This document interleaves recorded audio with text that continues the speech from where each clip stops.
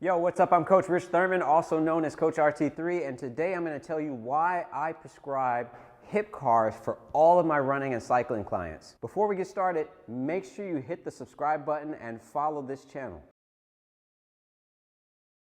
All right, the very first thing we have to understand is that running and cycling is a very linear sport. So in that sport, the hips are required to go into flexion and some degree of extension over and over and over again. And so our hips become more efficient and more accommodated at doing that motion.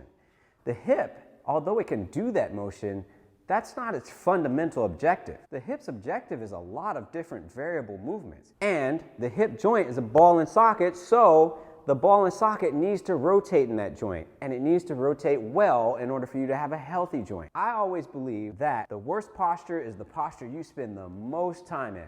And so it's not about one good posture or one bad posture, it's about what posture do I spend the vast majority of my time in, and how do I supplement that with other things in order to help improve my overall life. The very first thing I say is do hip cars. Why? Because hip cars provide the fundamental movement of the joint, which is rotation. It takes it through all the variable movements of the hip joint. So it gives the joint nourishment and it allows the bone to move freely or within the ranges that you have available. A hip car looks like this. We start out standing nice and tall. I'm going to bring the leg across into adduction. So I'm trying to squeeze here. I'm going to scoop into external rotation.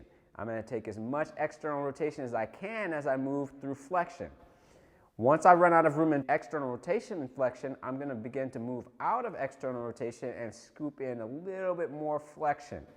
I'm going to move out into abduction, so moving and opening the gate.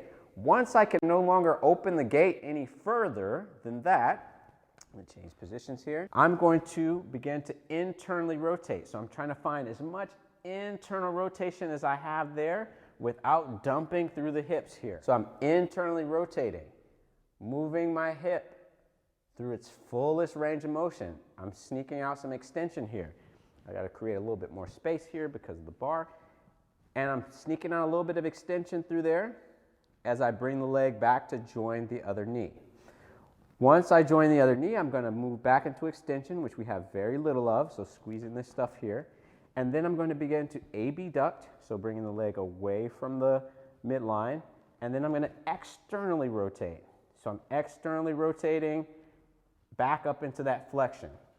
Okay, now that I'm in that flexion, I'm going to bring my leg back across, sneak out some more external rotation, adduct, so I'm squeezing that together, and back down. So I teach my clients to move through that on a regular basis, daily, pre-run, post-run, all of that, because we want to remind the body of its fundamental movements. We want to remind the nervous system what the fundamental movement of your joint is. It's not to cycle, it's not to run, it's not to do all of those linear things that we like doing. It's to move freely through rotation. Add that to your daily routine, add that to your pre and post training, and just sprinkle it in throughout the rest of your life and watch how things change. If you like this video, please hit the subscribe button. Be sure to send this to a friend who needs it, who's got some hip things going on.